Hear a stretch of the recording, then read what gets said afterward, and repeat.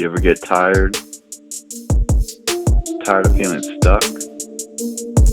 Tired of the pain? Of all the patterns that just keep leading to nowhere? Yeah, well, guess what? We all do.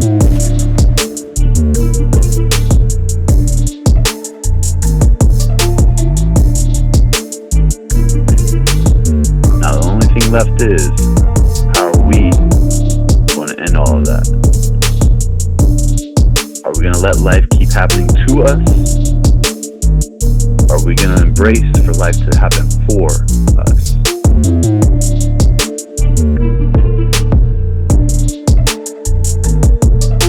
We all got to make that choice.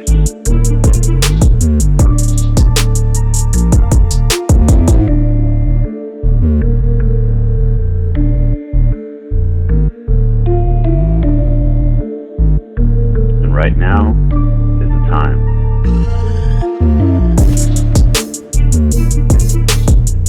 So let's grow.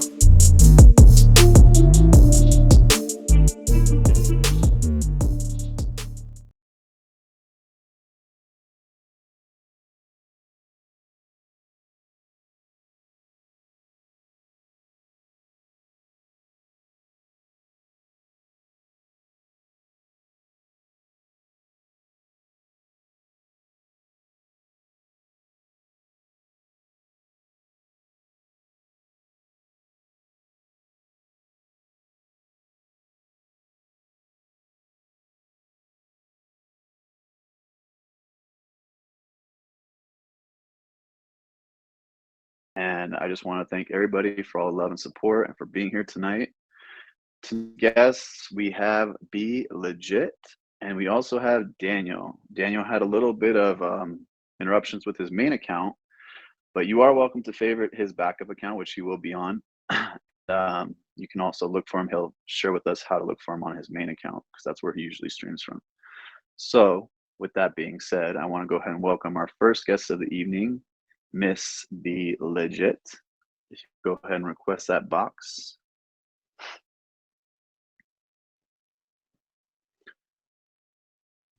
Hi, CureAge. Let me make you a little bit smaller. Thank Perfect. you. How are you? I'm good. How are you?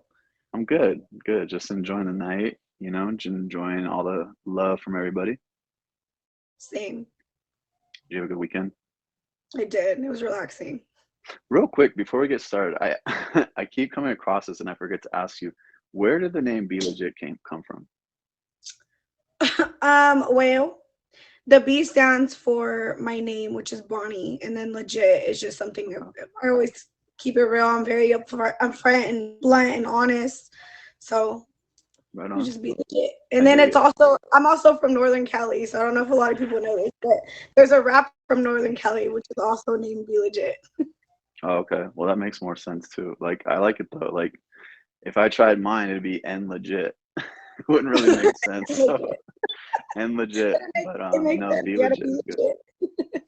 You gotta be N legit, right? But Be yeah, in legit. so I know that we kind of spoke a little bit before the show, and one of the biggest adversities you went through, and not only went through, but you grew from and grew through, was the passing of your father, correct?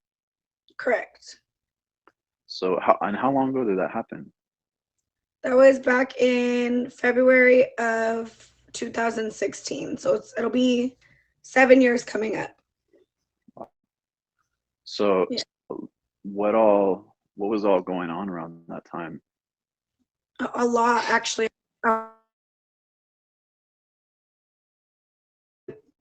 There with the kids' dad. Hmm. I was going through a stage in my life of being an adult and being Right. independent. Um, all these things just happening at one time, and that was like the icing on the cake. Yeah, I can only imagine. And then was he sick for a while, or just kind of No, was it he sudden? actually it was a sudden death. He actually passed from a motorcycle accident. Oh So man, he I'm didn't so have to go sorry. through any pain. Thank God it was quick. Well, my condolences. And So I know that, what then happened after that? Like, what obviously you had a lot going on during and when it happened, and like funeral things like that, I'm sure got crazy for you. It wasn't real to me yet up until I think maybe about a year and a half, 2 years later is when it started kicking in, because when I was pregnant with my son, I kind of shut off that feeling of trying to be sad because I didn't want my son to feel it. Right. So I blocked a lot of it out. I pushed it off. I pushed off the feeling of grieving. And then when I finally had my son about a year later after that is when it started settling in, and I started to get sad and depressed, and my anxiety started rising, and it made it harder to cope with after the fact. I thought it was going to be harder during, given that I was pregnant and my emotions were out the roof. But it was more so like 2 years later. It was like a delayed response of Right. grievance. So it's like kind of fitting the five stages. It's like what's the first one? Denial, right, or something like that. Definitely. So what what got you kind of like from, so a year later you went from, you know being completely, I guess, pretending, if you don't mind me saying that word, pretending like it Yeah, didn't happen, or kind of just um put on a to, facade. yeah, exactly, a facade, to accepting. Like what brought you to that acceptance, and then what exactly did you do from there, like once you like were like, you know what, like I have to face the facts, this is what it is, I what happened. think that the biggest thing that helped me accept was when another friend had brought up to me, actually my aunt as well, was like, you have to you have to deal with the reality of him being gone. And I'm like, how do you just shouldn't nonchalantly tell somebody, deal with Right. him being gone? Yeah, deal with it. It's not that simple. I'm like, if I could let it go, I would love to, because it was holding me back from a lot of growth. And I took it offensively because I wasn't ready. But Right. once I took it offensive, I was just like, how dare you tell me to let go of somebody that was like, my other half, that was my best friend, my protector, my guidance counselor, all of it. He was everything to me. Right. So after a while, I went through I went through like a couple losses during that time, and anytime something bad happened, I would resort back to, it would be different if you were here.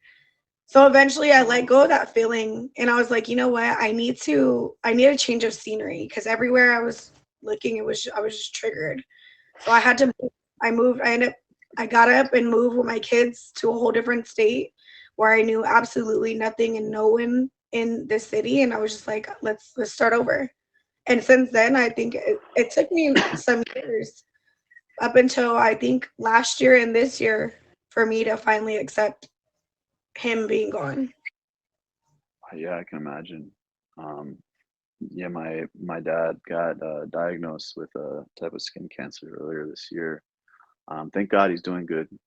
He's everything's good, so right now. But yeah, I can only imagine, like, like, especially that 1 year of facade and just denial period, like what that would be like, because it's like it's so hard. Like, and obviously you and your dad were very close. Yeah, So very. it's We had a like lot of memories. yeah, and all those memories are, great things. He was there for you, like you said, he was your best friend, your other half in certain ways. So I mean, but so that being said, like, how many years, like, was that now from, okay, so it's a year after, you realize, okay, now I gotta not deal with it, but I gotta realize, like, this is what it is, and now I'm gonna It took decide me to almost 5 years to actually get it to finally move. accept it. No, I moved recently this year, Oh wow. but the thought of moving, I was already thinking about it the year Right. before, and then I followed through with it this year. But once I started to accept it, because came in waves. It was like my depression.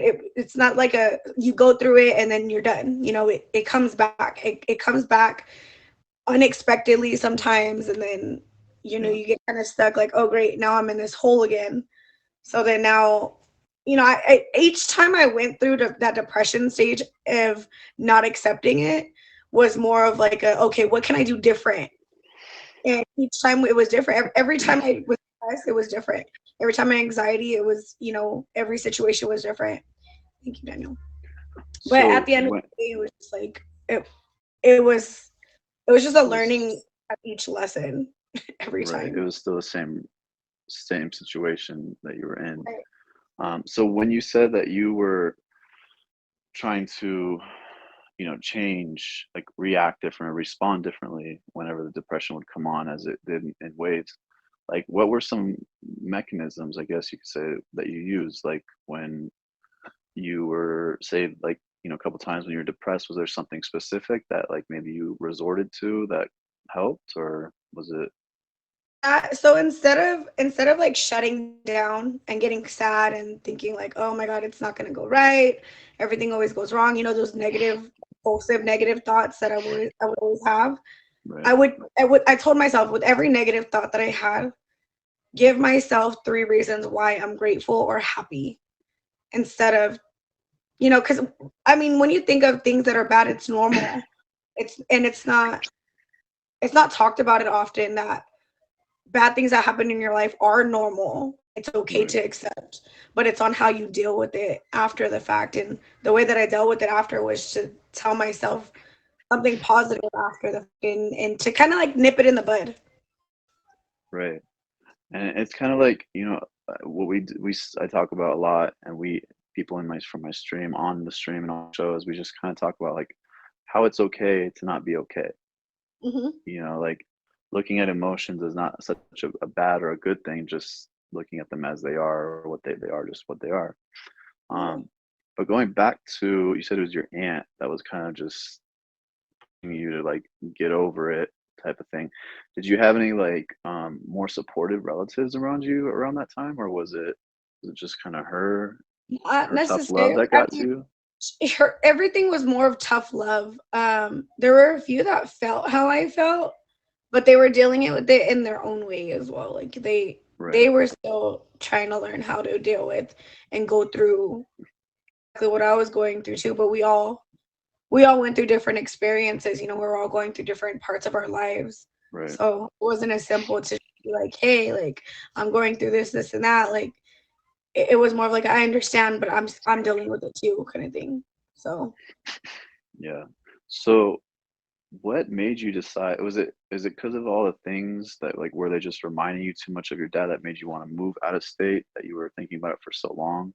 absolutely, it was I had like it was almost like a trigger thing everywhere Oh, I would okay. turn. Because I mean, I was born and raised in the city that I was in. That I lived in 28 years of my life.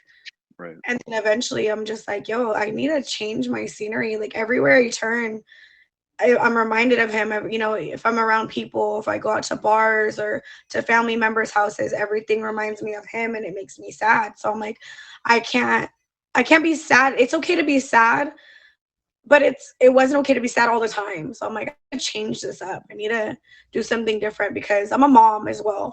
So I'm like, I don't want my kids to see me unhappy. So I had to get up and make a difference and make sure that I was happy so that they see me happy.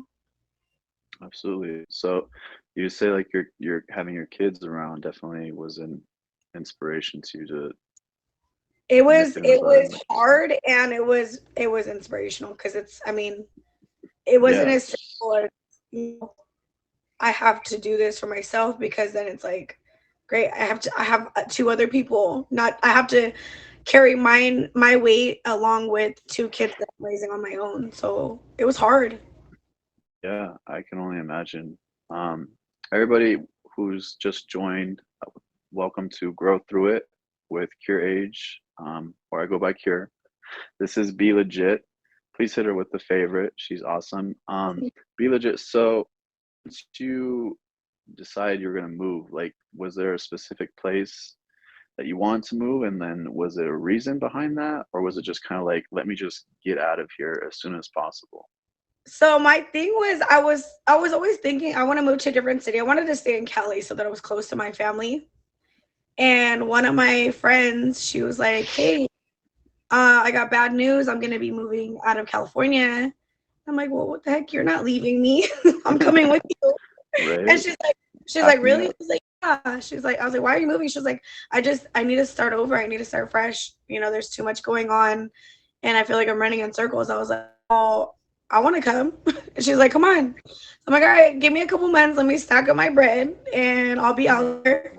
She's like, all right, I have an extra room. So, you and the kids can come and whatever. And I'm like, all right, cool. A month later after she moved, or no, 2 months later after she moved, I ended up coming out here. So she had the chance to move out here because of a job opportunity.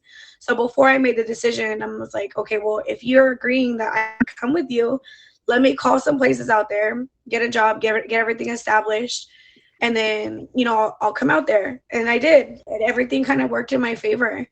And Just it's kind of found a way different. place. I got a chance to be by myself, away from all the triggers, to be able to deal with what's going on in my own head rather than what's around me.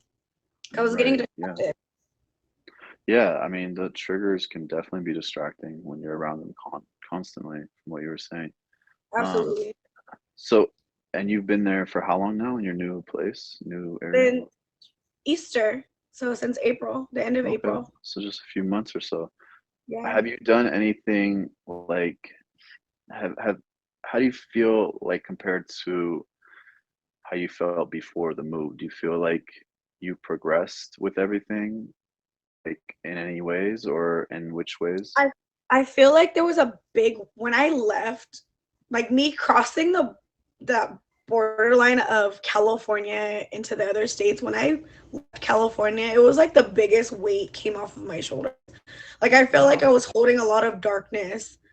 And then Right. when Yeah. I finally left, I was like, I can finally like learn to let go. Right. It was Yeah. You hard. can breathe. It was very emotional because I was driving. I was driving with my mom and my kids, and I'm like, holy crap! Like this is it. Like I'm. It's big girl time. It's time for me to put my big girl chonies on and handle life. So Yeah. And I mean, it's cool that you have your friend though, like yeah, I'm absolutely. sure, and it kind of goes back to, everyone's story um, that has come to my show and been a guest is always having at least one person that's like supportive. It's like everyone wants to grow alone, and I know there are certain times where we feel like it's kind of like a time to be alone. But overall, like, I mean, correct me if I'm wrong with your situation, like when you were growing through the situation, not because I mean, you could have easily just turned bitter and been that mom, like you said, you didn't want to be, depressed and just emotional and anxiety filled around your kids. And that's not the type of mom you wanted to be. Um, No, because I was a product of that environment, so I didn't want that for them. So yeah. more of And like I've been through it before. and with that, it's like you decided on your own, but with the influence of a supportive friend, right? It's like, Yeah. it takes people.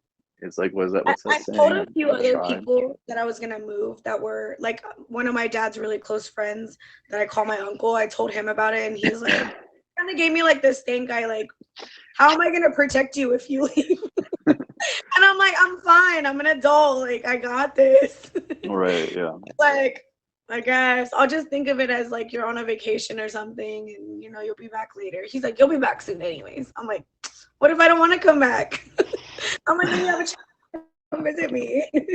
Right? I mean, you can always visit, and I feel like maybe when you visit, those triggers won't be as triggering, maybe. I feel the same. A lot of people ask me, hey B, when are you coming back to Cali? And I'm like, honestly, I don't want to go anytime soon. Like I don't I'm still growing through it. I'm still Right. getting through every stage that the way that I should have dealt with it before. I'm still going through every stage now because like holidays, birthdays. His birthday just passed. It was actually what, last Sunday? Yeah, Yeah, it Tuesday was or last something. Sunday. No, Oh, Tuesday. Sunday. Yeah, was it Tuesday or Sunday? I can't remember. It was last week though. And Yeah. even that was it was hard, but it didn't prolong the way that it did as if I was in Cali. Like in Cali, that his birthday would have came up and I would have felt sad for like a week and a half. This time it was only Yeah. for like a day and a half or a day or so, and I'm like, whoa, like I've never had to accept my emotions alone and be able to, you know what? It's okay to feel how I feel. Then, I get right back up and move on with life. So, So do you feel like now that you were, obviously out of state help, so because you weren't around all these triggers, do you feel like when you like it's that realization, like it's okay to feel how I feel, like literally what you just said, because I love that. And I tell people that all the time. I've worked with clients and classes that I've taught that to. Like it is okay to feel how you feel. If you're angry, it's okay to feel angry. If you're sad, it's okay to feel sad. right. Um, did you feel that it that helped by you accepting the emotion Yeah, that you were feeling, that it helped kind of pass quicker than it instead of yeah, lingering like it usually would? absolutely.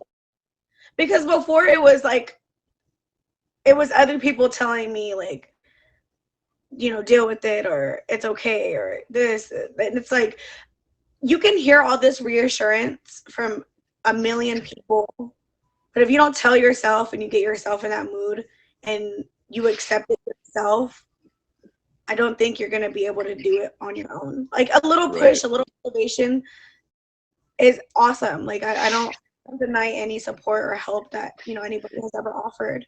But for the fact that I had to be away from everybody for me to tell myself to do it in order for me to move on, it more of an accomplishment than it did for me to be like, yeah, you told me to do this, I did it, be proud of me. It's more of like a self thing where I'm like, I told myself to do this, I did it, and I'm proud of myself. Yeah, absolutely. Um, I I just think it's cool, because it's like that's where like the boundary line goes, right? Like there's the boundary line of being able to grow through certain things alone. And then there's like that little thin boundary right next to it where it's like, I need a hand, Yeah, like I need a little push or a little, support or someone to, remind me that I got this, those types of things. right. And I feel like would you say your best friend was probably that person with the move and Not everything, necessarily. It was just, it or was you had more of a, more? she had the opportunity to do it, and she was also like, because I mean, like, I've still been dealing with it on my own, because she's, she has her own thing going on. Right. It's So your it's your journey. it was just another open door. She's like, hey, like, I have this opportunity. Here's an opportunity for you to as well, because we're both trying to grow. We're both trying to get out of that situation of, triggers and, dealing with what we were going through. So now, oh, sorry, give me one second. No worries. Yeah, I love that. Everybody who came in, welcome to Grow Through It with CureAge. I go by Cure also. This is Be Legit. If you haven't already, please do favorite her. And we thank you for all the love. We are trying to just keep focused. We can't exactly thank everyone for every gift and all the love and every time someone comes in. So thank you ahead of time. Um, but that's really awesome. I feel like, and it's really cool to me too that you're still growing through it, because we haven't Yeah. had well, I haven't had a guest yet in the show where we've been able to talk to someone that is still growing through their adversity. So it's congratulations, you're the first one. You just won. I'm just kidding. But I love it because it's Yay, like I'm it's still totally the going through it. right. No, It's like the definition of the show. you said something earlier about like doing it alone and having people help. Um, I was thinking like when I was going through everything when it first started to hit me, I didn't I didn't want to be alone going through it, but I didn't want to be like I didn't want to be bothered, if Right. that makes any sense. Like I wanted people around, I wanted the company, but I wanted to think for myself. Yeah, you didn't need And that that extra was another attention. hard thing to explain to people, because I would be around friends, like even when I was pregnant, like I would be around friends and they'd be hanging out, drinking, and they'd be like, dang, be like, why do you want to be around us? We're all loud and drinking. I'm like, I don't care. Do your thing. Like, leave me alone. But I still like to be Right. around you guys. Like, I like to hear, because if when it was quiet, that's when I would be stuck in my head. I'd be like, no, I don't. I need to be around people that are keeping my mind busy and keeping me busy in general. So Right. And that's what we've talked about in another episode, is how important it is to actually be able to be alone with our own thoughts, with our own feelings, without distractions and things, because we seem to find so much about ourselves, right? Like when Right. you've had that downtime away from anyone, and just I'm sure you had a lot of downtime, especially like being in a new town and everything like that, Absolutely. new state. And that's So it's why it's like, easier for me to deal with now because I've had right, that time. I'm like, I don't have distractions anymore. I can come exactly, to reality and be like, you know what, this is what it is. Play like a exactly. ripping band off. And you kind of you got rid of those so-called demons, up here, Absolutely. and here by just facing them on your own, like a warrior legit. Well, everybody, please favorite Be Legit and stick around. We're gonna have Be Legit and our next guest Daniel hop in the box at the very end of the show to exchange a few takeaways that they both got from each other's stories.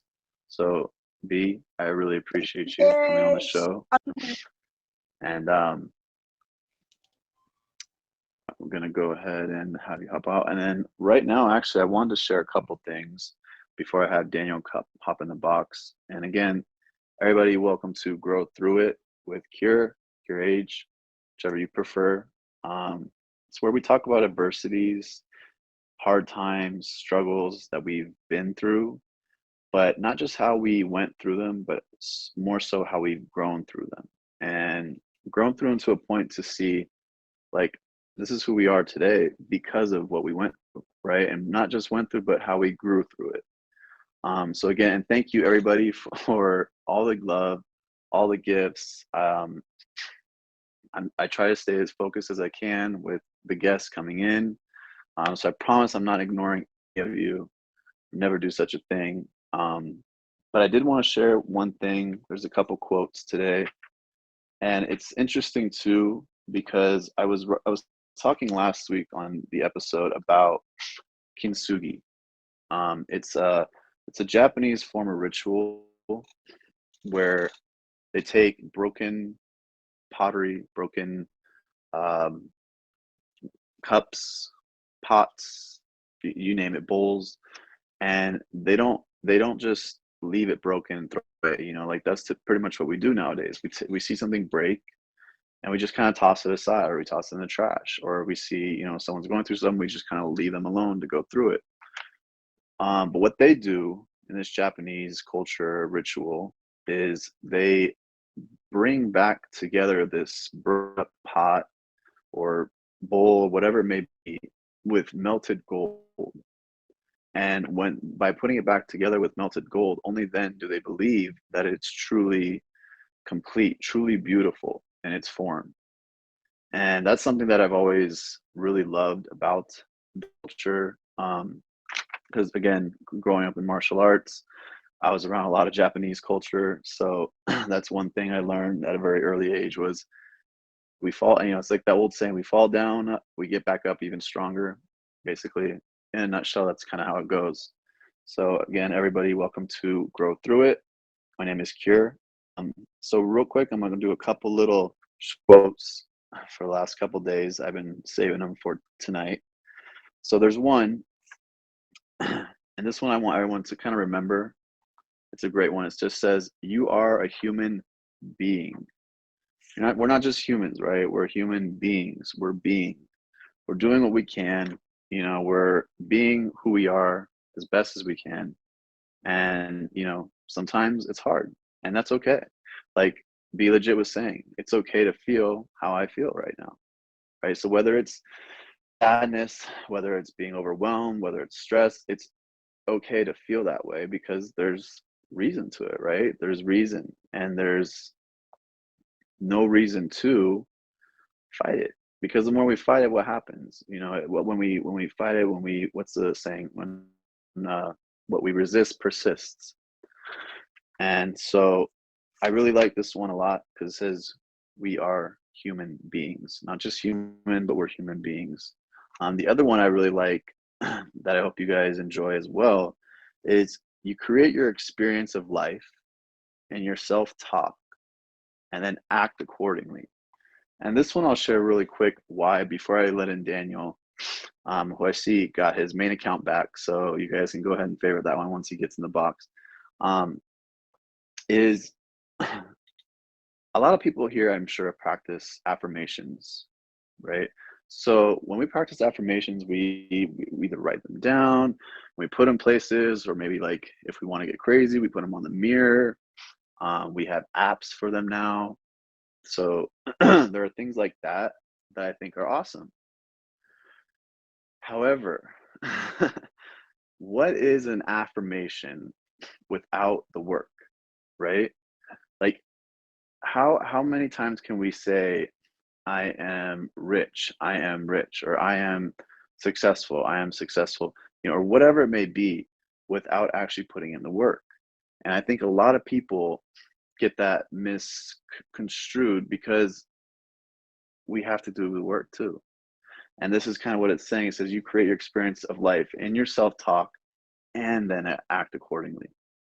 So there's actually a book I'll share with you guys a little later by Dr. Brett Jones.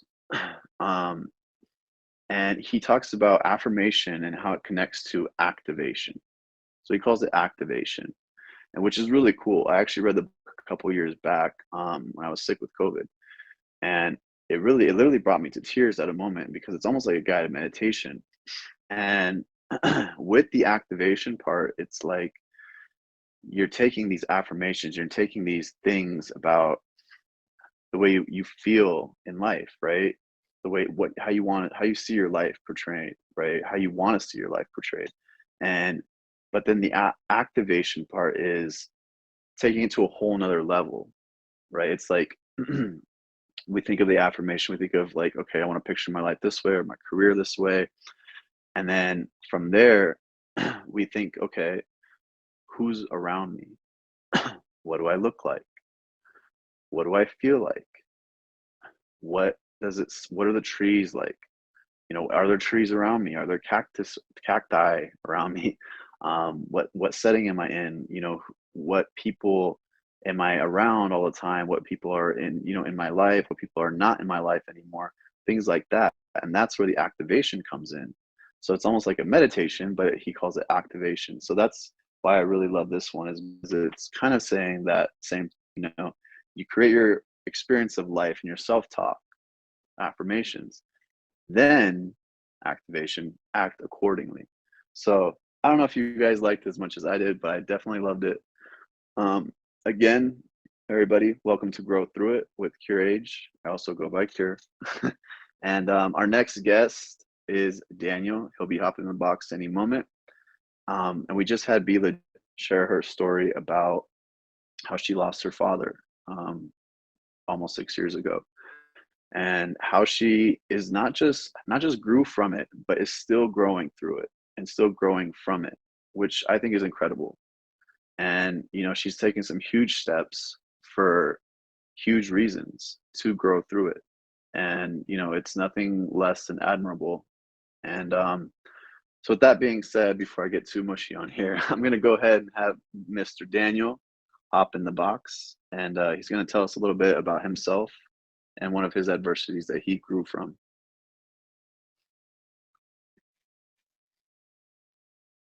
Hey, Kier, what's going on, brother? Yo, how you doing? I see Man, you it's got your beautiful. account back. Yes, I did, absolutely did. Awesome. Didn't think it was gonna happen. Everybody, but, if you haven't favorited Daniel already, please do. He's an awesome, he's always showing love, whether it's to your streams, in your streams. He's got a great personality, great sense of humor. The guy is hilarious. But yeah, so Daniel, hopping not too far into it, I really wanted to ask, what are the emojis in your name? The I actually emojis. want to ask you that today. You're talking about the fire one, right? All of them actually. All right, so TM Clamp is a family name that I'd come up with. The clamp stands for C. It's just TMC. And then the fire emojis are just fire. It's just, I don't know. When I first started this app, I just thought fire. I just made Daniel with fire, and that's it. Okay. And then the TM is kind of like trademark? No, TM. So I was coming up, like, I seen everybody with these family names. Like, you got LOE, and you got, like, all these different things. I had no idea what they were. I'm like, what is this stuff? Right. Everyone's like, oh, it's a family, and it had all these people in it. Well, me and a couple friends were like, hey, like, let's come up with a name. So we found a name, we came up with it, and it started off as a joke. It really was just a joke, but then it started gaining traction. The family started getting bigger. I'm like, holy crap, the way the name is started off as a joke. So Right. it's not a very appropriate thing to say on the show.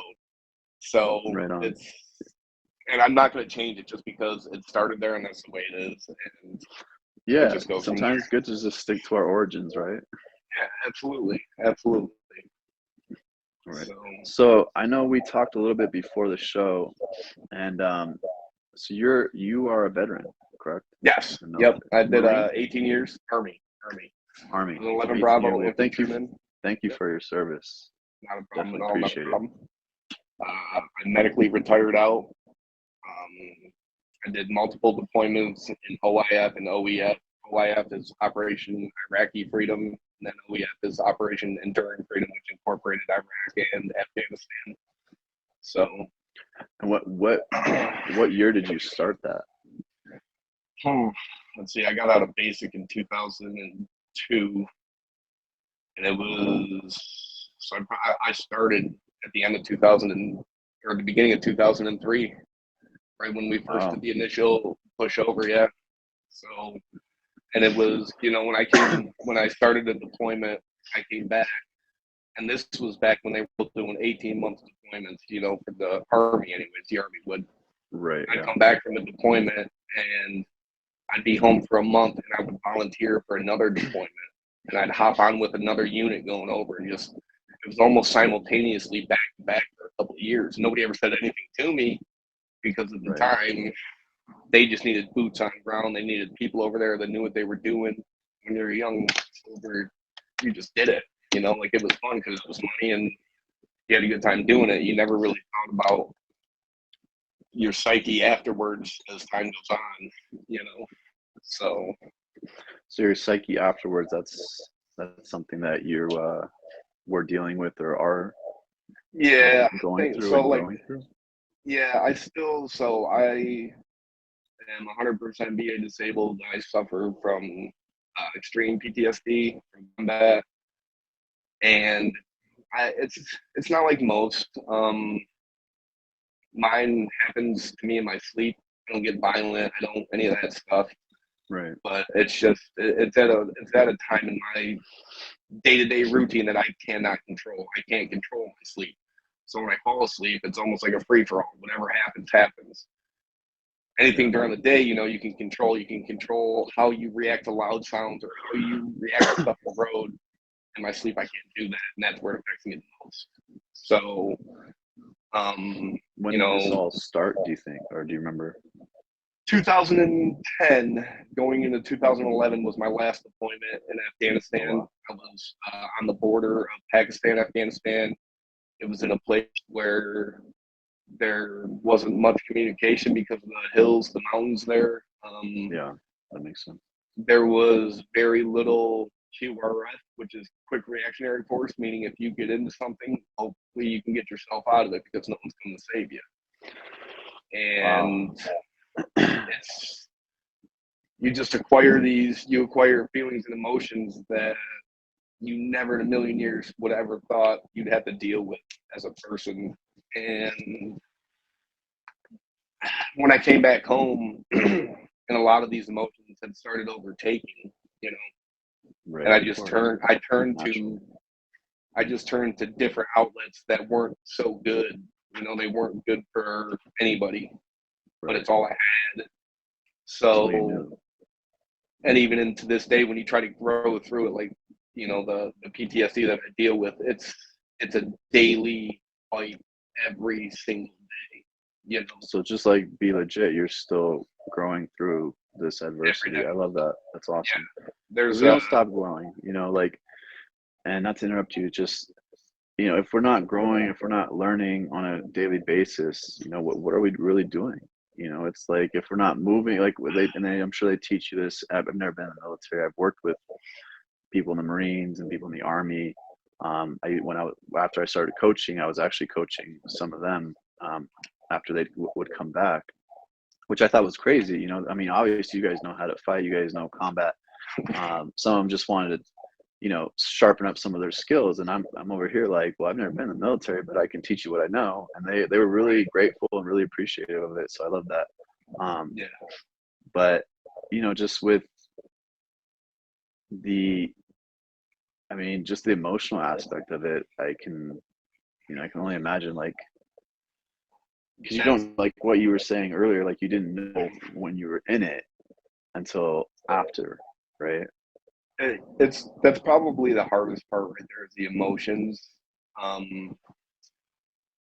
Some of the things that happened over there, you don't have a correct time period to express the correct emotion, if that makes sense. And when you come back home and you have a family member pass away or something, you have calling hours and you have a funeral and people get together, this and that. Yeah. Sometimes over there you have an hour to grieve everything, and then hey, we got to go back out on mission. So you tuck everything away, and after that happens so many times, you get used to it. It's almost like you don't have the emotion of feeling sad anymore or feeling upset, So then when you bring it home, when you bring it home into the civilian world, or what the military calls the civilian world, you don't know how to process those emotions. So when something like that happens and people are looking at you like, what's wrong with this guy? Why is he not crying? Like at my mother's funeral, I didn't cry there. And people are like, what's wrong with you? Right. I'm like, I'm still trying to learn how to grieve something like that. Right. And sometimes it hits me in waves, like sometimes it'll just be like one big ball and I'll just break down for like an hour to an hour. Other times I catch myself, I'm like, why don't you feel bad about this? It's a really awkward situation. So awkward for you or awkward because you're around people? Both. It's awkward for me because I can remember some of the stuff I feel. And I'm like, you should be feeling this sort of way, but you don't at all. And then awkward to be around other people because I could be standing there just like, all right, what's going on? Like, why is everybody doing that? Or it even complicates relationships. Like if I'm in a relationship with somebody and my partner is upset about something and she's crying about it, and I just look at her like, what are you crying for? Why are you crying? This is the most seamless thing. But to her, it's something. To me, it's absolutely nothing. It's not anything to cry about.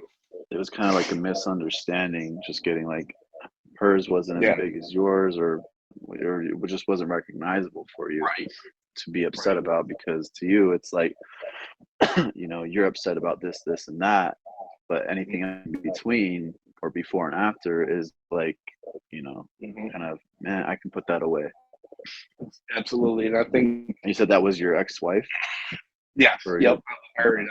We got married. That was after I'd come home, and we conceived our son. Had a son. He's 8 years old. Which fast forward.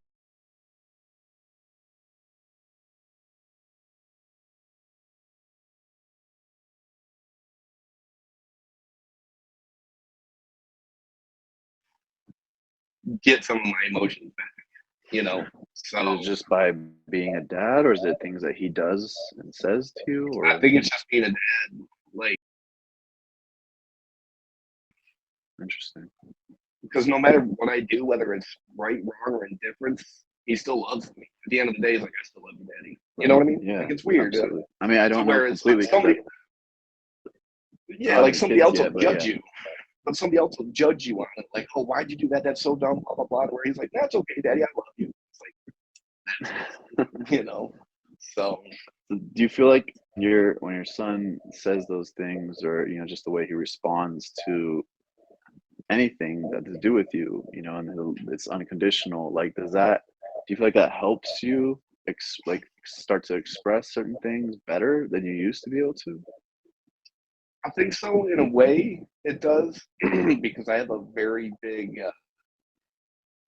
I have a trust issue with people that comes from the military, and it's a couple of incidences again that had happened overseas to where we overseas, my platoon, we came up with a saying of DTA, don't trust anyone. And it's almost like I almost live by that, because you almost feel like your own family would stab you in the back. Not saying mine has or anything like that. They Right, haven't. of course. My family's been nothing but supported. But over there, when you're doing certain things and certain things happen, and you don't expect something like that to happen, and it does, you're like, okay, So, but my son, he does. He brings back some of the That feeling life. of what it's like to be normal, I guess, if you will. Show emotion, be able to feel. Yeah, absolutely. And he's been the only one to do that since I've actually gotten out. So, And kind of going back a little bit with the PTSD and then kind of the suppression of all emotions. How was that with your wife? Like, coming back and finally being on disabled veteran technically now, right? oh yeah, I mean, it's tough. Like, if you've not grown up in a military life, or if you've not been around the military life, it's tough. It's one of the toughest things I've ever, because I can't express to her. I couldn't express to her how I felt. She couldn't express to me how she felt, and it always ended up in an argument. It always ended up button heads, and I hated that. I'm like, this isn't how it's supposed to be. And how do you explain to somebody who has absolutely nothing, will never understand this type of life, opposed to somebody who's maybe grown up in it, or has had a boyfriend when they were 18 and they were in the military, so they know what it's like to go to schools and this and that. It's some kind of experience with it. Yeah, absolutely. And I think for me too, like I said, out of the multiple deployments that I did, when I finally came out of it, and I was experiencing some really terrible issues. I'm like, maybe I should have slowed down back then. Maybe I should have taken a break and not been like, I'm the next boat over. Is that something that you recommend, like, to any younger, men or women that are joining the military, is to like not be so jump start? No matter how you look at it, like, war's the worst thing in the world. It's yeah. I think we all agree with you. But it's necessary. Like, if we didn't have our military, we probably wouldn't be doing this here. We wouldn't have the freedoms that we had. So the things I would tell them, though, is when you go to treatment, or don't be afraid to go to treatment. For the longest time, we wouldn't go because you stick your chest out like, I'm a man. I'm right. And that old school I'm a big strong dude, and I'm like, I don't need to go to no therapy. Screw that, I'll figure it out on my own. Right, exactly. And we're kind of brought up that way, right? As men, as even as little boys, we're brought up like, don't cry, that's for girls, or don't do this, you're being a baby or whatever. And even like, then the friends kind of, you have your guy friends, and they kind of like, they're taught it too, and you're taught it, and you're all kind of telling each other the same thing. And then, you're going into, some, what I can only imagine, situations overseas or wherever, in war and just in life, and we start suppressing those emotions because that's what we're taught to do. So I would say, so you're like, for you though, your biggest like growth process that you're in is basically learning how to work through your PTSD. And then that's like basically through expressing emotions, correct? It's not only expressing emotions, but it's properly. It's learning how to, in therapy they call it like thought management. Just because you think it doesn't mean it's necessarily going to be true. So, like the whole DTA, don't trust anybody, that I have a hard time trusting anybody, is just because this happened over there with these people doesn't mean, when you're back home, there's going to be people you're going to have to trust. You're going to have to. It's going to be different than what it was over there. It's kind of like when you're driving around over there and there's an explosive in the road or something, or there's something in the road that you know you got to stop for. Over here, if you're driving down the road, you see something in the road, how many people stop for that? I wonder if there's something under there. No, you just cruise right by it. 9 times out of 10, you're just there's not going to be nothing. So it's training your thought process to come back to, and I say this very lightly, is normal. You know, trying to get that to come back to normal.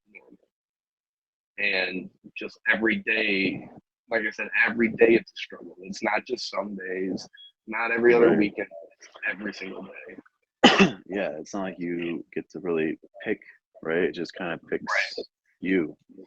Absolutely. So Be Legit, would you go ahead and request the box before we end the show? Again, everybody, thank you so much for all the love and support. You guys have been awesome. And again, welcome to Grow Through It with CureAge. My name is CureAge. I also go by Cure. And my two guests, Be Legit and Daniel, who have just shared some amazing stories. And they're both still growing through it, you know, and I think we all are still growing through some to it. You know, I think just things heal, we heal, things do get better, things get slightly easier as well. As we keep growing through them. And Daniel, real quick, I want to ask you, what do you think like was your big, I guess you could call it the aha moment that kind of made you decide that I don't want to be this guy that, you know, is just filled with anger and lack of emotions and things? I looked in the mirror February 7th of this year, and I just didn't like the person. I was like, I gotta be better for this 8-year-old that I have, you know, like my son. Like, and it's not like I was doing it wrong. Like I was going to work, never missed work, everything was paid off. Like all my stuff's taken care of. But to me, I knew that I wasn't being a good person. So from that day forward, I just took some very big steps in my life to, instead of staying stagnant like pond water, try to move forward through it and try to not necessarily conquer the mountain, but start moving up it. Right. You know? Climbing. So, start climbing. Yeah, absolutely. B, do you feel like you relate to a lot of that? A lot, especially I was gonna say the part. It's crazy because when the whole him feeling like disconnected from people, I went through that stage in my life where I had empathy for people. Don't get me wrong, like I felt how they felt, but it was more of like a, if I got through it, why can't you get through it? Like, it's fine, you know? But then I also have to remind myself, like, hold on, be like, you're still going through it. Like, you can't really be hypocritical on some people because you are hard on yourself just like this. And everybody needs that reminder of it's okay to not be okay, which I used to tell people all the time. And it's funny because you said that. That was like one of my biggest things. You know, I told you before that there was a lot of friends that would come to me for advice. And that was one of the biggest things. But it was one of the biggest things that was hard for me to accept for myself. Absolutely. Sometimes like giving other people advice is way easier than taking it ourselves, right? And then another thing that's one of the I related to him the most about was the acceptance of obviously him, you know, losing his mom. And when it came to my dad's funeral, I was like, it was an open casket. And at the funeral, I was like one of the last people to walk up to the casket. I stayed at the doors. I let everybody walk in. I welcomed everybody in. I'm, hey, you know, welcome in, whatever. I sit down, say, whatever. Because I didn't want to deal with the reality of seeing him that he was actually gone. And I was like, no, that's not him up there. And when I finally did, I blacked out. Once I got to that casket, I blacked out. And I was pregnant too. So just I almost fell to the ground because I was crying. I wanted to, you know, curl up in a ball like, nah, this ain't true. And it sucked because that was like one of the craziest times in my life where I was like, it's true. He's gone, you know? So it was a big step for me, that acceptance of reality. You know, we're not taught naturally to accept death. the way that we should, even though it's inevitable. Regardless of whatever situations you've been in, whether it be, being in the military or, me growing up in the hood, you know what I mean? It's the same scenarios of losing someone, in general. So it's like, it's a big step. I know Daniel definitely. I can imagine you've seen some pretty crazy things. I have, and here's the thing: is like the way when I tell the story, if I were to tell any of my stories, which if anybody wants to hear I tell them sometimes on my live, but people are like, "Oh my God, I can't believe that happened," or "You did that." The stuff that's happened to me is no different than the stuff that's happened to you for PTSD or for Be Legit or anybody for that matter. Whatever's happened to you has affected your life the same way that my stuff's affecting me, It's just a different story. And it's just a different story, and that's it. And it's to the fact of I just somehow like it's when I say I fight for it daily, it's like, is it ever going to end? Or are we just continuously going to have to fight for it every day? Like, you know what I mean? There's not going to be, I don't think there is no more normalcy to it. It's just, this is how it is. And you either stop. I ask people too, like, what is normal? Or what is perfect? And I just feel like those words, in my opinion, for me, don't exist. I don't believe in perfection. I believe in progress. I don't believe in normal. I believe we're all different no matter what, and so that's kind of how I go about it. And going back with like the emotion thing, because it's like you guys kind of went through a similar response of putting on a facade, and kind of denying like this didn't happen for a while. And what I always like to talk about in the show too is a great way that I love to do. And, like I said, it's easier to teach and to help and to guide other people and to give advice. And this isn't even me giving advice. This is just something that I like to try to do the best I can. And things I've done for clients in the past is taking emotions and feelings and picturing them as almost like waves or cars going on the road, and you're just standing there in the sand or on the side of the road and you're just watching them go by, like kind of like how Be Legit talked about. She was like, it's okay that I feel this way, and that was like boom, like a huge turning point in her healing process, right? Her growth process to not feeling as sad as she used to going to, oh, it's okay that I feel this way, to going to like, now it's past rather than linger like it used to. So that's what I love about that. And it's very interesting because like I know that we're all growing through life every day, everyone on this app, everyone in our lives off the app, but you two are definitely like the first with your stories that, and ironically it just happened to be both of you today, that the two adversities you guys picked to share with in the show are things that you guys are still growing through day by day by day.